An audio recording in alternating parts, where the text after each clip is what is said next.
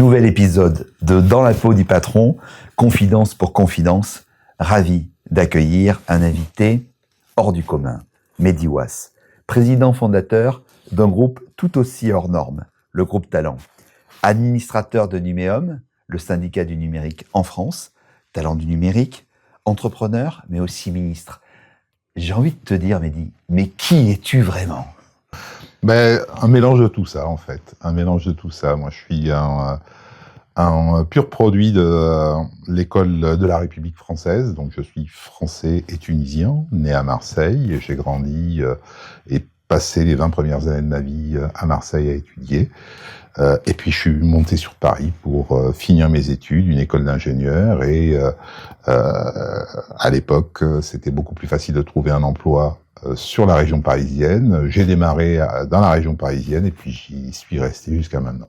Alors, tu parles de la France, tu parles de Paris, tu parles de la Tunisie, mais il y a un mot que tu as cité. Ah ben Marseille. L'adolescent, le jeune Mehdi, c'était qui ? Le jeune Mehdi, c'était un jeune amoureux du football, amoureux de l'OM, naturellement passionné par ses études. Je pense un petit peu plus doué en maths que dans les autres matières, ce qui fait que les mathématiques ont un petit peu guidé la voie que j'ai suivie pour faire un bac scientifique, une prépa au lycée Thiers et puis une école d'ingénieur à Paris, à Télécom Paris. Toujours souriant. En fait, c'est le parcours d'une vie heureuse, Mehdi Ouass, audacieuse aussi. Si je te dis quelques mots qui ont peut-être compté pour toi au début de ta carrière, IBM, tu me réponds quoi ? IBM, c'est une rencontre. C'est la rencontre avec mes deux amis et compagnons d'armes, Eric Benamou et Philippe Kassoula, avec lesquels nous avons créé plusieurs entreprises, dont Talent. Alcatel.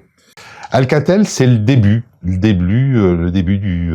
l'ère professionnelle. C'est la première fois que je change mon costume d'étudiant en un costume de salarié.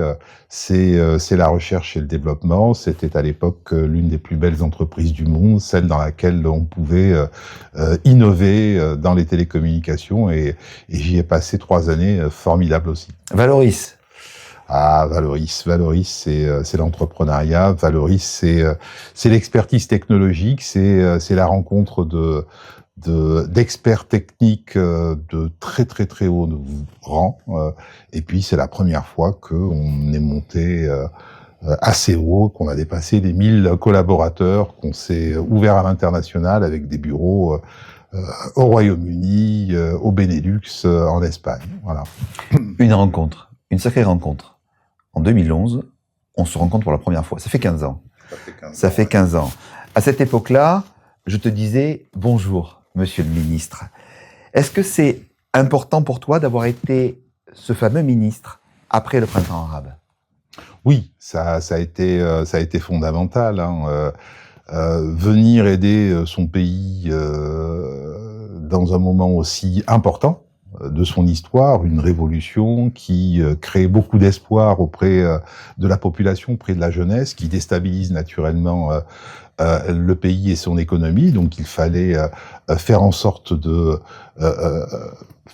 le pays ne s'écroule pas, gérer les affaires et puis organiser les premières élections libres et démocratiques. C'est ce qu'on a fait, et avoir eu la chance et l'honneur d'être identifié et appelé pour assumer ce poste de responsabilité, ça a été un grand honneur et un grand bonheur pour moi. Ouais.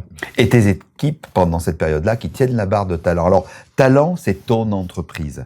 Alors, c'est notre entreprise. C'est votre parce entreprise. Que si ça n'avait pas été notre entreprise à Eric, Philippe et à moi, eh bien, pendant que je faisais cet intermède en Tunisie, je pense que l'entreprise aurait pu s'écrouler. Or, là, j'ai pu y aller avec beaucoup de sérénité parce que j'avais mes deux amis et compagnons d'armes qui m'ont dit « Ne t'inquiète de rien, on s'occupe de tout, va aider ton pays, il en a besoin. » Voilà. L'esprit d'équipe, c'est quelque chose d'important pour toi. Alors justement, Talent, c'est quoi ces métiers ? Vous touchez quel secteur ? Qui c'est que vous accompagnez ? Talent, c'est la 3e entreprise qu'on crée et je pense que c'est la plus aboutie parce que c'est celle qui capitalise sur les expériences passées. Mais la philosophie a toujours été les mêmes. Nous sommes tous les 3 ingénieurs de formation. La technologie nous a toujours passionnés, mais pas uniquement pour ce qu'elle est capable d'offrir, mais plutôt pour ce qu'elle est capable de créer comme impact en aidant les entreprises à se transformer. Et on a toujours été focalisé sur les technologies de rupture. Pas celles d'hier, pas celles d'après-demain, pas de rocket science, mais celles d'aujourd'hui et de demain, celles qui réellement peuvent permettre, bien sûr, à une entreprise d'être plus efficace, d'être plus résiliente, mais surtout de faire un pas de côté, et puis d'innover, puis de changer de paradigme. C'est ce qui nous a toujours passionnés. Et Talent aujourd'hui, je dirais que c'est l'aboutissement de tout ce travail-là, que l'on a fait peut-être pendant 2 ou 3 décennies à la mode de Monsieur Jourdain, sans réellement le formaliser. Et aujourd'hui, on sait le formaliser. C'est un grand groupe international, parce que présent dans 21 pays, qui mixe les métiers du conseil et de l'expertise technologique et qui revendique le fait de pouvoir accélérer la transformation de ses clients par les leviers de la technologie, de l'innovation et puis de la data. Voilà. Le vrai or noir, la vraie technologie de rupture aujourd'hui, c'est la data, c'est la donnée. C'est elle qui va permettre aux entreprises de se transformer, va permettre aux entreprises de se métamorphoser, de se réinventer et fatalement d'innover. Donc il n'y a pas d'IA sans data? Je pense qu'il n'y a pas d'IA sans data. C'est une des phrases fortes. Ouais. À un moment donné, l'IA va se reposer sur une grande quantité de data dont il va falloir mesurer et vérifier l'intégrité. Donc pas d'IA sans data et pas de data sans cyber aussi, parce qu'il faut aussi se protéger. À partir du moment où on manipule de la data en grande masse, eh bien on ouvre et on s'ouvre à l'extérieur, et il faut naturellement mettre en place toutes les protections nécessaires pour ne pas se faire attaquer. Il y a un an, tu te rappelles, il y avait le sommet de l'IA, lancé par le président de la République au Grand Palais, et en même temps, lancé avec le groupe Actual, IA for Business. Quel bilan tires-tu de la progression de l'IA en un an? C'était assez important parce que je pense qu'il y avait un avant IA et un après sommet IA en février dernier. Avant ce sommet-là, on avait l'impression, voire la certitude que en France, en Europe, on n'avait pas pris la mesure de ce qu'allait apporter cette IA, de la révolution qu'elle allait entraîner. Et par rapport à nos amis américains ou à nos amis chinois, un décalage était en train de se créer.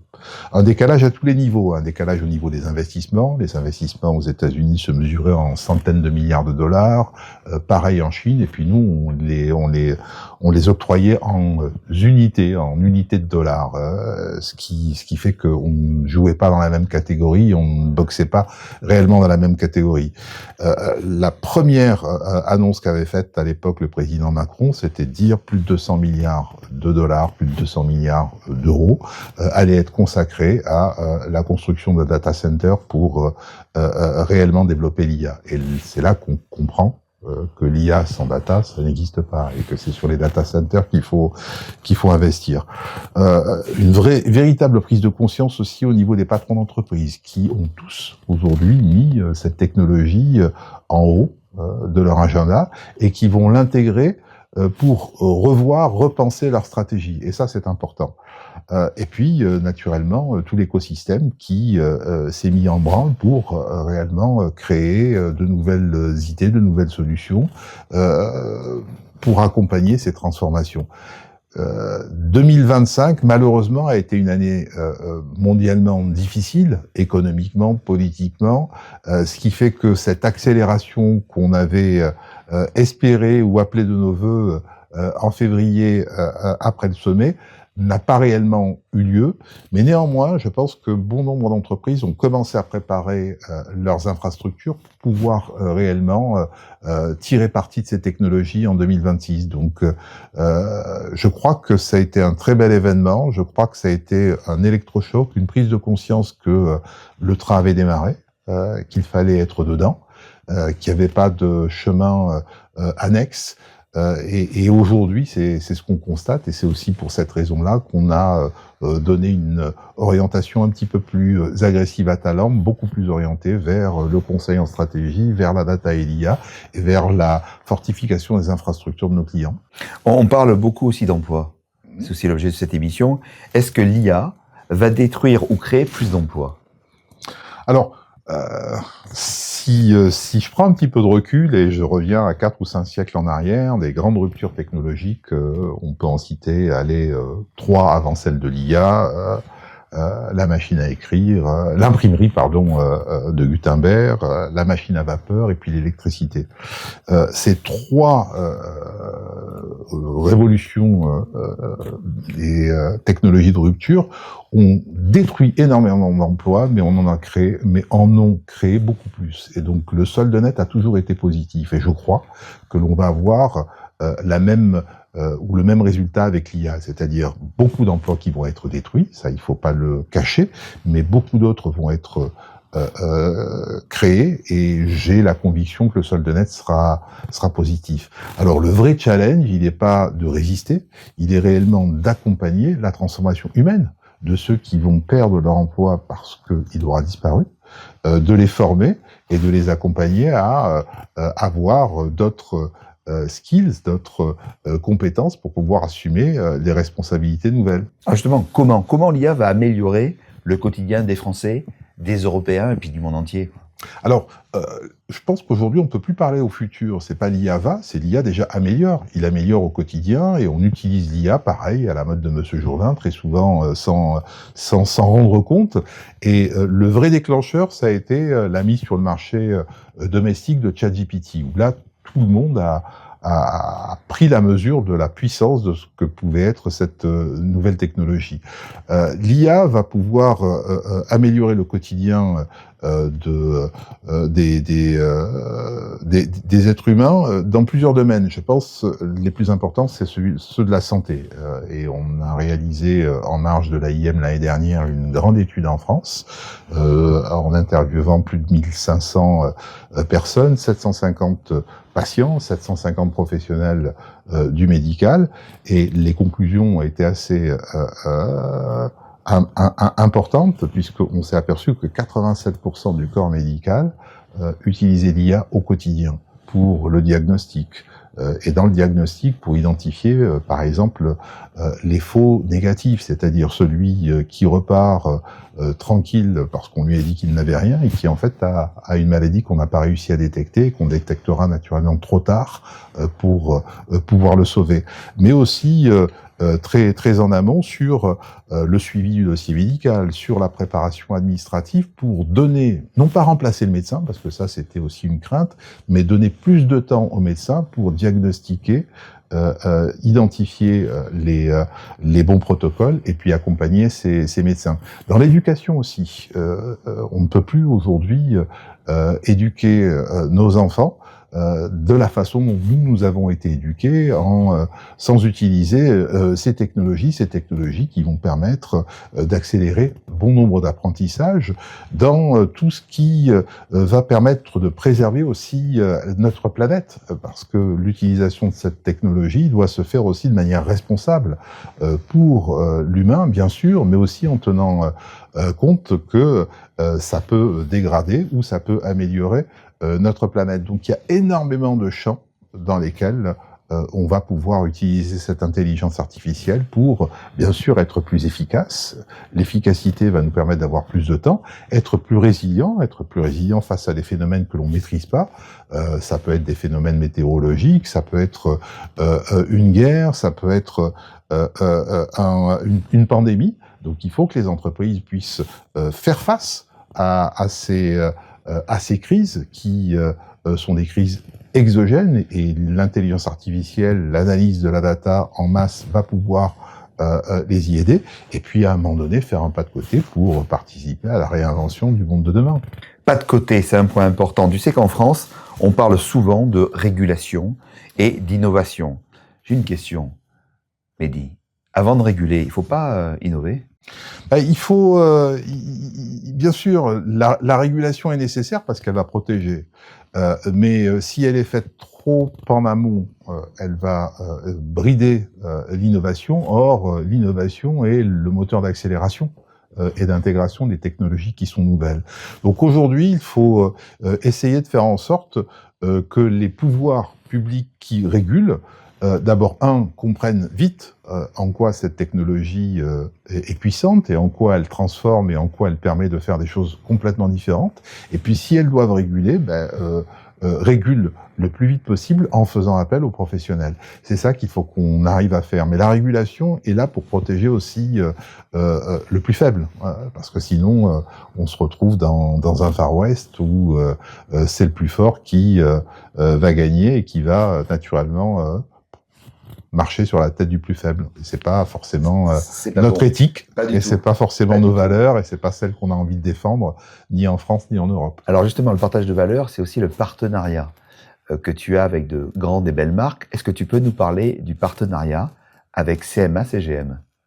Le partenariat avec CMA-CGM, c'est un partenariat à la fois industriel et puis c'est un partenariat de cœur aussi, puisque quand on s'est rencontré avec Rodolphe Saadé, on avait quand même un certain nombre de points communs, tous les deux méditerranéens, tous les deux marseillais et amoureux de Marseille, mais avec lui une origine libanaise, moi une origine tunisienne, et puis si on remonte à plus de 2000 ans en arrière, la Tunisie a été fondée par Carthage et les Carthaginois étaient des Phéniciens.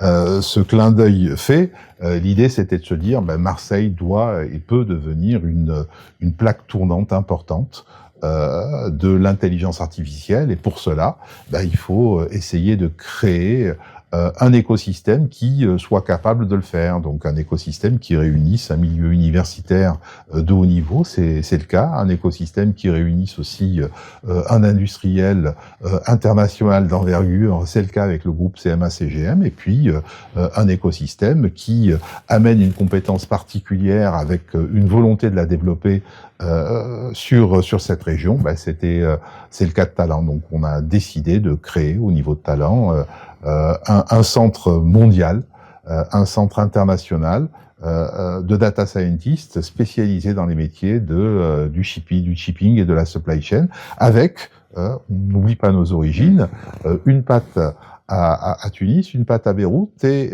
en fait, en n'oubliant pas nos origines et en ayant du cœur, on s'aperçoit aussi qu'on résout aussi des problématiques internationales, puisque ces trois pattes nous permettent d'embrasser trois continents, le continent européen, le continent africain et une porte sur le continent asiatique. Et j'ai la conviction, moi, que l'Europe et l'Afrique doivent se réinventer et doivent retrouver ensemble, bien sûr, et doivent retrouver un destin commun. Et peut-être que la technologie va pouvoir les aider à retrouver cette nouvelle voie. Si je te dis serment de Plutarque? Ça résonne, et c'est une idée que l'on a eue au niveau de Talent, de se dire, à l'instar de ce qui se fait dans la médecine avec le serment d'Hippocrate, pourquoi ne pas proposer un serment de Plutarque. Plutarque est le philosophe grec qui a passé une grosse partie de sa vie à philosopher sur l'éthique, pour ne pas remettre l'éthique au centre du dispositif et faire en sorte que cette formidable technologie, qui est une technologie de rupture, qui est une technologie qui transforme, qui est une technologie qui aide à réinventer, soit utilisée de manière naturellement éthique, responsable, inclusive pour l'homme, et en ayant comme principe de base aussi d'aider à la préservation de notre planète. Et donc on a, dans le cadre d'une charte, identifié les 10 commandements que l'on demande à tous les professionnels du numérique de respecter, de valider ou de vérifier à chaque fois qu'ils sont amenés à développer une application qui utilise cette technologie. On a parlé beaucoup d'IA, on a parlé pas mal de Talent. Comment Talent se transforme par l'IA? Tu peux nous parler du projet Spark? Alors le projet Spark, on n'avait d'abord pas envie d'être les cordonniers les plus mal chaussés, donc le projet Spark est le projet nom de code interne qui permet d'utiliser l'intelligence artificielle pour nos propres métiers. L'intelligence artificielle pour augmenter nos consultants, l'intelligence artificielle pour augmenter nos architectes et pour augmenter nos développeurs dans la réalisation de leur métier au quotidien. Ça veut dire être plus efficace, ça veut dire être plus innovant, et ça veut dire naturellement pouvoir servir nos clients de manière beaucoup plus rapide, avec beaucoup plus d'impact en utilisant ces technologies. Avec tes expériences de salarié à la base, de chef d'entreprise, de ministre, est-ce que tu as au fond de toi des choses que tu veux, que tu ne veux pas ou que tu ne veux plus? Alors, des choses que je On veux, revient oui. à l'homme, là. Ouais, des choses que je veux, oui. D'abord, j'ai toujours voulu être maître de mon destin, puis capitaine de mon âme. C'est la phrase que se répétait Mandela pendant les 27 ans qu'il a passé en prison et qui lui a permis de résister. J'ai toujours voulu être acteur de ma vie, acteur de mon destin. Donc, ce que je veux, c'est toujours avoir cette possibilité de choisir ce que j'ai envie de faire, et puis de faire en sorte que ça soit aligné avec mes valeurs. Donc ça, c'est ce que je veux, avoir de... La deuxième chose, c'est aussi avoir de l'impact. Je vais pas dire que je veux laisser une trace indélébile, mais participer de manière assez active et assez forte à améliorer des situations dans quelque domaine que ce soit. Ça peut être dans le domaine professionnel, c'est vrai que c'est le domaine dans lequel je suis le plus à l'aise, mais ça a été aussi dans le domaine de la politique, ça a été dans le domaine associatif, faire en sorte de donner une partie de son temps pour apporter son expérience, son expertise et parfois aussi ses moyens pour faire en sorte d'aider les autres. Et ce que je ne veux pas, c'est l'exclusion. C'est en fait cette capacité que l'on a parfois à se recroqueviller sur soi-même, à avoir peur de celui qui est différent de nous. Et moi, j'ai toujours prôné la diversité parce que je trouve que la diversité est une richesse, parce que je trouve que ce qui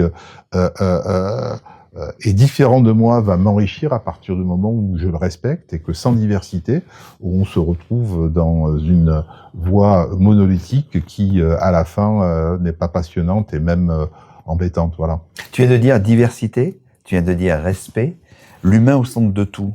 En fait, Mehdi Ouaz, que j'ai en face de moi, c'est un super chef d'entreprise, super mari, super papa. C'est un enjeu. Super mari et super papa, c'est pas à moi qu'il faut poser la question. Non, mais ils me l'ont dit. Poser la question à mon épouse, à mes enfants. Ils me l'ont dit. Si te l'ont dit, j'en suis ravi. Ils me l'ont dit. Donc, un enjeu important dans tout ça, c'est l'équilibre.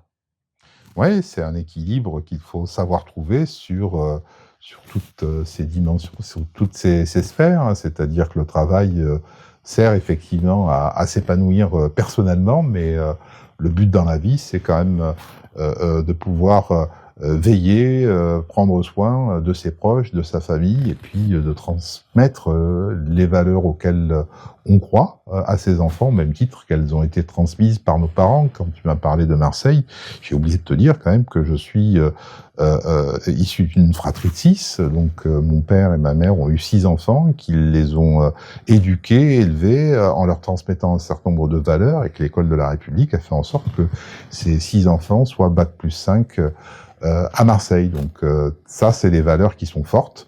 Et quand on est à Marseille et qu'on grandit à Marseille, on ne peut pas ne pas avoir cette ouverture d'esprit, ne pas être attiré par cette diversité. J'ai grandi avec des amis d'origine différente, de pays différents, et on s'est toujours régalé. C'est un terme typiquement marseillais, à réellement confronter nos différences, à s'enrichir et à les partager. Partager les fêtes, on fêtait naturellement les fêtes chrétiennes, les fêtes musulmanes, les fêtes juives, puisque parmi mes amis et mes voisins, il y avait des chrétiens et des juifs. Et c'est ce vivre ensemble qui pour moi est important et fondamental. Et quand on dit qu'on veut mettre l'humain au centre de nos préoccupations, c'est un petit peu cela. Ce qui me désole aujourd'hui, c'est que on met trop l'accent sur ce qui nous différencie, et c'est très facile de séparer les gens en montrant ou en s'arc-boutant sur les différences, alors qu'on devrait se fédérer sur les valeurs communes qui sont les nôtres et qui sont plutôt des valeurs un petit peu plus humanistes. Voilà. On le voit d'ailleurs dans les entreprises, hein. Les différences font la différence des grands groupes et des leaders inspirants. Justement, tu en fais partie de ces leaders inspirants. Je vais te donner quelques critères et tu vas réagir par rapport à ça. Si je te dis savoir faire confiance. Fondamental. Pour moi, si on veut grandir, si on veut aller loin, il faut s'entourer de compétences qui sont fatalement différentes, puisque la diversité pour moi est une chance, est un accélérateur, et donc il faut aussi savoir faire confiance et déléguer. La confiance est Alors la confiance n'empêche pas le contrôle. C'est pas parce qu'on fait confiance qu'on ne contrôle pas, mais on doit libérer les énergies, on doit créer des esprits entrepreneuriaux autour de nous, et ça ne peut pas se faire si on délègue pas un minimum de confiance. Incarner vraiment les valeurs de l'entreprise. Le mot vraiment est important. Oui, parce qu'il faut être valeur d'exemple. Donc, ça ne se déclare pas une valeur, ça s'incarne, ça se démontre, et ça se démontre de manière continue, au quotidien. C'est pas un one shot, c'est pas j'ai été gentil une fois, donc je suis gentil par définition. Non, je dois l'être dans la continuité. Donc, incarner les valeurs de l'entreprise, c'est réellement être valeur d'exemple, et ça, on ne peut pas être un patron, on ne peut pas être un chef d'équipe, on ne peut pas être un team leader si on n'est pas en capacité réellement de démontrer que ce qu'on demande à son équipe, à ses collaborateurs, c'est ce qu'on s'impose à soi-même. On parle souvent de créer de la valeur, mais la partager, c'est fondamental, non? Si la création de la valeur, de la valeur est collective, il faut que le partage soit lui aussi collectif, et la philosophie que j'ai toujours eue avec mes amis cofondateurs de Talent, c'est qu'ensemble on doit créer de la valeur et qu'après on la partage. Alors il faut la partager après, parce qu'on ne peut pas partager une valeur qu'on n'a pas créée. Là on rentre dans des débats politiques, hein. Il y a beaucoup de gens qui veulent partager alors que la création n'est pas au rendez-vous. Ouais. D'abord, il faut se mettre en ordre de bataille de créer, mais peut-être dès le départ préciser la façon dont on va répartir la valeur qui sera créée, parce que ça motive aussi ceux qui vont la créer. La discussion, l'échange, c'est important. Permettre l'échange et la transmission du savoir, c'est fondamental. Oui. Oui, parce que moi, j'ai pas de certitude. J'ai des convictions, mais je dois et je suis en capacité de me remettre en cause, et puis d'écouter, de dialoguer, d'être, comme je le disais, ouvert à la diversité, donc à un regard différent. Notre métier, c'est quoi? C'est d'essayer de régler les problèmes complexes pour nos clients. Or, par définition, un problème complexe requiert une pluridisciplinarité. Alors, soit on est un génie, on sait tout faire, Léonard de Vinci, ça peut arriver, mais à ce moment-là, on peut pas passer à l'échelle, on peut pas grandir. Soit on se dit, en fait, cette pluridisciplinarité, on va l'avoir dans le cadre d'un esprit d'équipe. Mais ça veut dire que il va falloir accepter des avis différents, il va falloir les confronter, il va falloir argumenter, et à un moment donné, se dire, ça y est, la décision collégiale ou collective, elle est prise, et tout le monde est aligné sur cette décision, et on avance et on fonce. Encourager le changement, la transformation, la métamorphose, c'est un petit peu ce que tu as toujours fait dans ta carrière.